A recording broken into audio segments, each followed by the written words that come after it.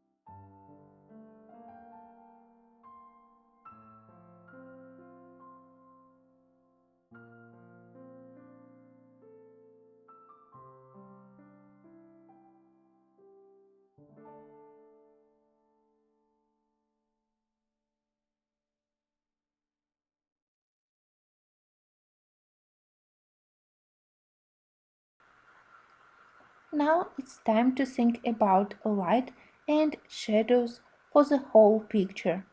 As our light source is a window, so light source is behind the Sleeping Beauty. Obviously, the area on the floor and in front of her, so closer to us on the forefront of the picture, will be quite darker. This area almost doesn't get any light, so that's why I put there closer to her dress a very dark colors like espresso or black. In Selina Fennick's book, I always use my Derwent burnisher. It's especially helpful with dark colors. It helped me to apply only one or two layers of pigment, and then with burnisher I am perfectly able to smooth and to mix colors and to cover all white spots on the paper. Also, I already mentioned in the first part of this coloring that Derwent Color Soft pencils lay and cover this paper not very bad, so I also used them for the coloring, especially for the areas like stones, which are not very important, so I didn't want to spend there my precious Prismacolors, so I selected gray colors from Color Soft set, which are not bad. There are a nice selection of various grays. So my wall is mix of different pencil brands. Obviously, all stones on the wall which are closer to the window, I will color with slightly lighter color. Mostly all stones will be cool gray. 30% cool gray, 70% cool gray. The far from the window the darkest stones will be. And closer to the window I also wanted to add some yellowish tint to the stones. That's why I added a little bit of sienna beige. The darkest areas on the whole picture will be area on the floor close to her dress and also area directly under her chair.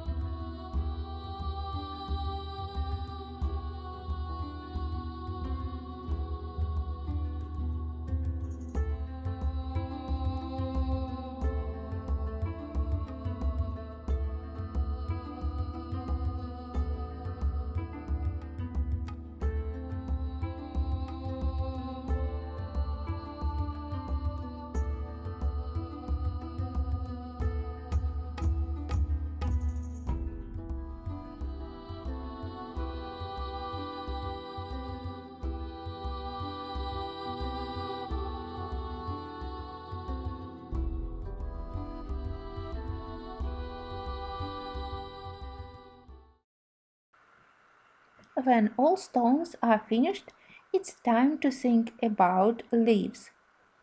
Honestly, I didn't want to spend a long time coloring leaves with regular pencils. That's why I decided to use neocolors. In the end, everything I needed is only two neocolor crayons. First one is moss green. I think that it's my favorite green color from the whole set. It looks more natural, more realistic, without any excessive brightness. But I also need another color for the deep shadows, and that's why I selected indigo blue.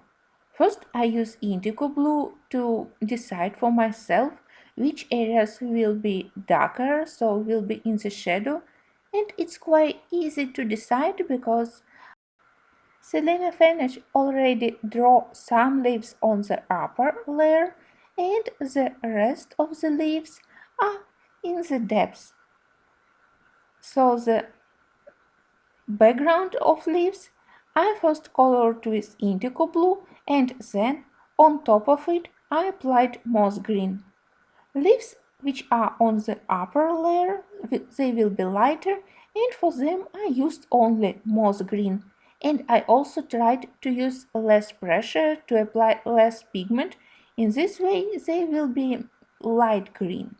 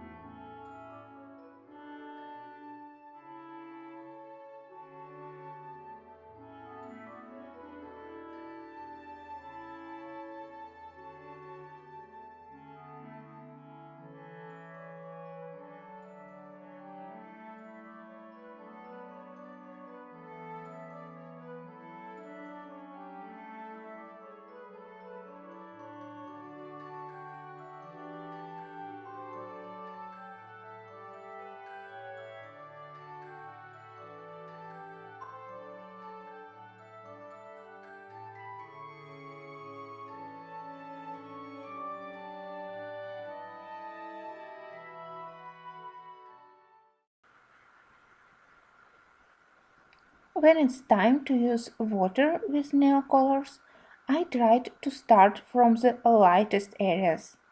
Obviously, leaves which are closer to the window will get bigger amount of light and they will be lighter. I start to apply water from this area and then I push green pigment to the darker areas. Here I am working slowly and carefully.